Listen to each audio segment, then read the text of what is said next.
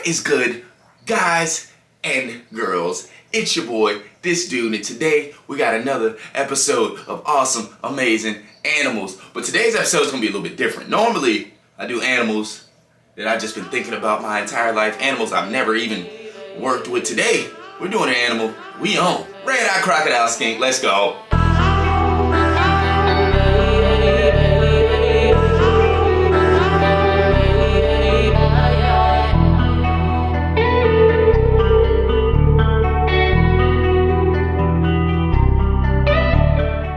You guys know how we do this. We gotta define what a red-eyed crocodile skink is, what their habitat is out in the wild, how we can bring that indoors, what their lifestyle is like, their life expectancy is like, the price points, all of that. We're gonna get into it, so let's get into it. What is a crocodile skink exactly? The red-eyed crocodile skink is a very small skink species endemic to New Guinea. And they look like dragons. I promise you, they look like little dragons. Best way I could describe it. Like we stated, these guys are endemic to New Guinea. They like it nice and cool, right? You don't want it going up into your 90s, 95, like a lot of our reptile species. We keep these strong little hot spots so they can bask and everything like that. Our crocodile skinks aren't doing anything like that. Not to say that you can't use a basking spot inside of your enclosure with these animals. They don't prefer it. They're probably not gonna use it, right? These animals like to stay nice and cool. We're talking 70, 71, 72 degrees year round. You can keep them like that all year round. They're completely fine. A lot of the times their enclosures, you wanna either include a water area or at least give them a bowl that they can dip in and soak in with a little bit of cover, right? Because they love to like just lay in the water and hang out. They hang out in the water all day. At least mine do. I have at least 8 of them. And if I go in there right now in any of the enclosures and lift the wood by the water, that's where the animals are usually gonna be. They're gonna be laying in the water during the day. At nighttime, they get up and do their thing. These are nocturnal animals. Like I said, they're not doing too much in the day. They're just hanging out. Nighttime, you're getting up and going crazy. Now with this species, sometimes I use UV, sometimes I don't. I would recommend it. I would recommend it even though they're not coming out in the day, right? I would still recommend that you put UV on the tank. It's not gonna hurt. It's not gonna hurt. Extra UV it never hurts, right? So I would recommend it, but in a lot of cases we're not even using it. And I've kept these animals for years. As you guys know, if you follow the channel, our oldest male is a little over 6.5 years old now. Yeah, he's an old man. He's still producing, still doing well, looks very well, very healthy. He just moves a little bit slower now. Still very healthy. Yeah, he's doing very well. If you're gonna use UV, do it. Like I said, I would recommend it, although I'm not using it. I focus more on the lights to grow the plants, to give the animals more cover. And that's what I'm focused on. And really just the water areas. We have some pretty detailed water areas in our crocodile skink paludarium, so that's what I tend to focus on. Not to say that we don't, like, we have extra UV bars just laying around. But I haven't been using UV for my animals. They don't come out at all during the day. Like I said, we're just focused on growing the plants and giving them really lush environments, giving them a lot of cover so they feel comfortable in coming out. And that's pretty much it. But I would recommend UV. As far as the behavior of this animal, these animals are incredibly shy. But with some work, they'll come out to see you just like any other animal, right? They'll come to expect food from you just like any other animal. If you keep your encounters with these guys real short and sweet, they tend to stress very easily. Sometimes they'll vocalize and let you know that they're stressed. Sometimes they won't. They'll just freeze up and play dead. They even do this at the sight of you. Like if you just come around the corner and you catch them in the tank, sometimes they'll just freeze up. There's nothing wrong with your animal. That's just how they deal with stress.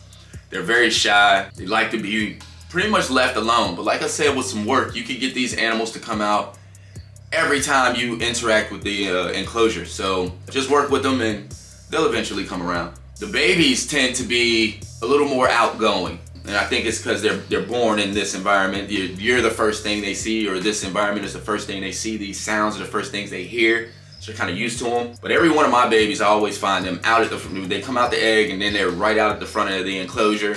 trying to see the world, and I think it's kind of cool. They're always the most brash, the most outgoing are the babies. They come out the egg just ready to hang out and explore, and it's kind of cool. They have this system where the parents will take care of the babies, and then any other babies involved in the family will help take care of the younger siblings. It's kind of cool, right? They all take care of each other, and I've seen this myself where the older siblings will grab a big cricket. Maybe the cricket's too big for the baby, right? And they'll grab them and take it over to the baby and let the baby pick little pieces off of it before they do their thing. And it's really cool to kind of see how that happens. They take care of each other, and they do a bang up job. They do so well. They do better at hatching their eggs than I do. I just let them do their thing, and they've been successful ever since. It's a very good species to keep in captivity. Life expectancy, how long do these things live, right? Now, I don't know. People will tell you anywhere from 3 to 5 years. You know, you can expect your crocodile skink to live. My oldest male, like I said, he's 6.5 years old.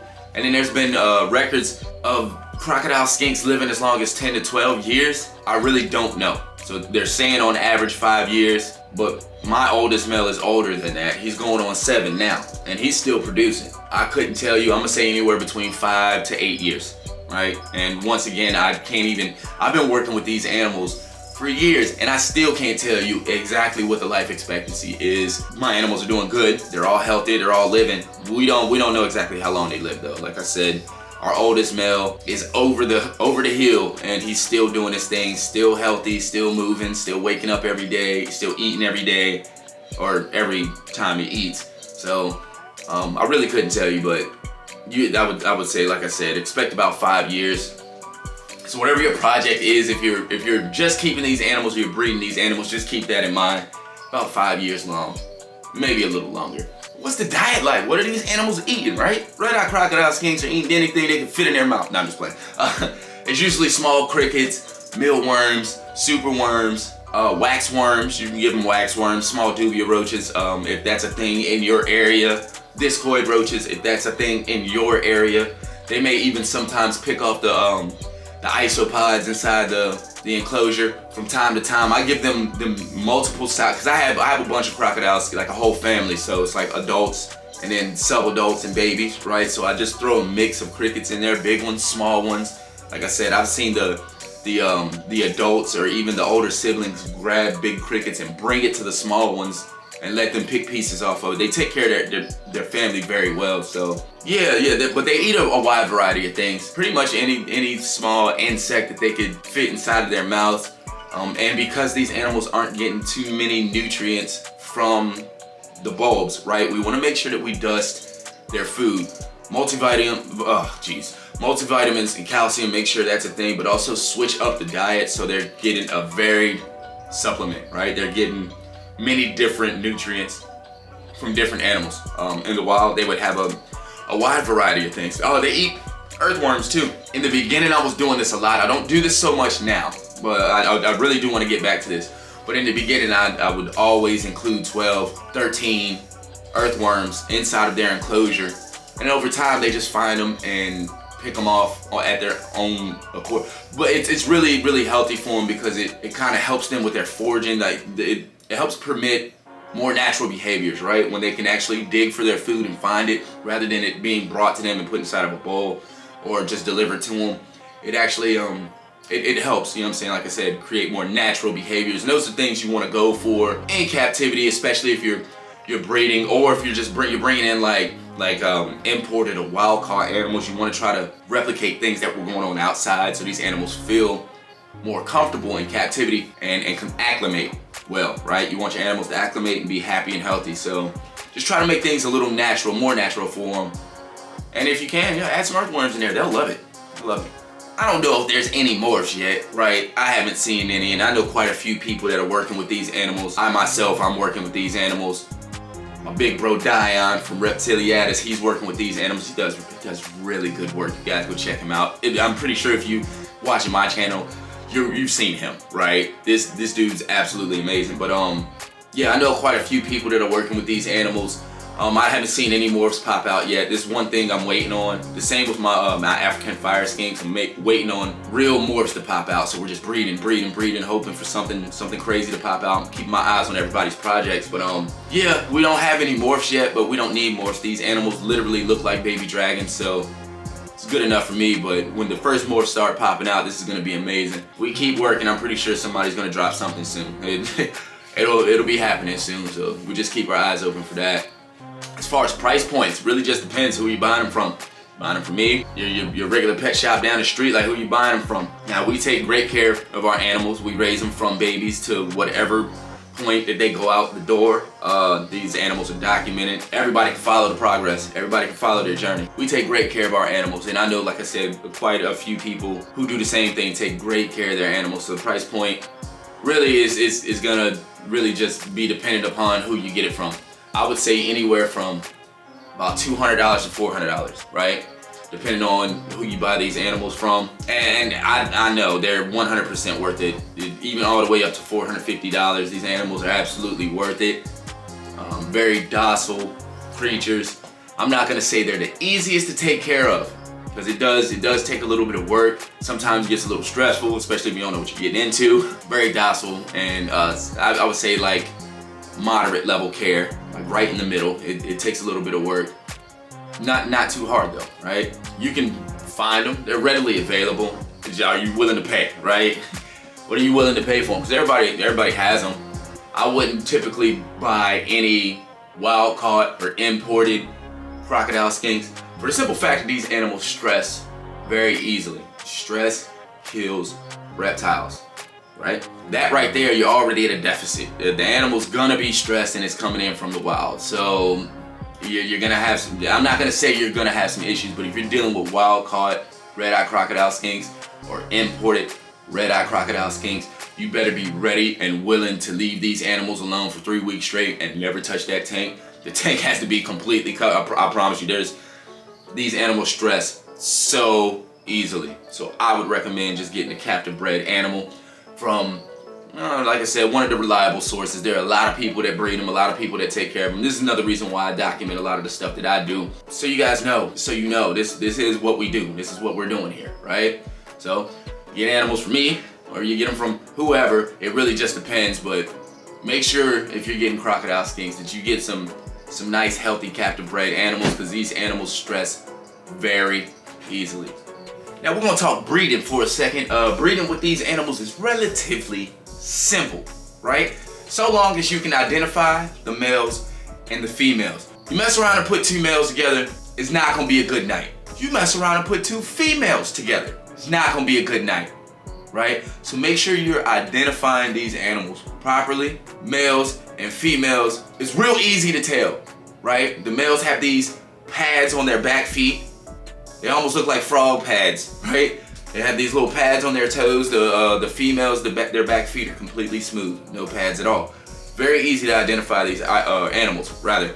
Make sure you have one male, one female going in. But as far as breeding goes, it's relatively simple as long as the animals are happy. You give them an environment that they have a lot of cover, right? They're not stressed. You don't want these animals stressed out. A lot of cover. You're not messing with them too much. Give them some time together. Check on them frequently to make sure that they're not picking on each other, but more than likely that's not gonna happen. You got a male, you got a female, more than likely they're gonna fall into their natural roles. I personally wouldn't even, if you get an egg from these animals, I wouldn't even take it out. Let them do their thing. They're very good at taking care of their eggs. They move it around depending on the needs of the egg at the particular time. Mama knows best. She knows what she's doing. So if you get an egg from these animals, just let them do their thing. They're very good at taking care of their family, whether they're in the egg or out of it. They're amazing parents or whatever, right? Very, very good at taking care of their family. Breeding, like I said, very simple. So, and you can keep your babies with their parents until they're mature themselves. I've already separated a lot of my crocodile skinks from their parents because they're all getting very big, but they live in family units, so they're okay with like living multiple generations of children, mother and father. They're okay with living like that. That's how they live. Just make sure you give them enough space. You don't want everybody cramped and like on top of each other. You want them to have enough space to kind of find places of their own. Other than that, it's really just, like I said, one male, one female, and give them a reason to live. And before long, you'll start getting babies. They're not very prolific breeders, so they're not gonna be dropping 8 to 10 eggs a clutch. They're dropping 1 egg every 3 months. So you'll be lucky to get 4 of them throughout the year. So just be patient and try not to mess up, because if you mess up, you gotta wait another 3 months. You gotta wait a whole another quarter. Overall, I think red-eye crocodile skinks are just perfect, marvelous animals. Not for everybody, but perfect for me, right? I'm your boy Smith. This is All Things Living. I appreciate you coming out. I know you could have been anywhere on the planet, but you decided to be here. It means a lot to me, man. I appreciate it. Anyways, I'm out.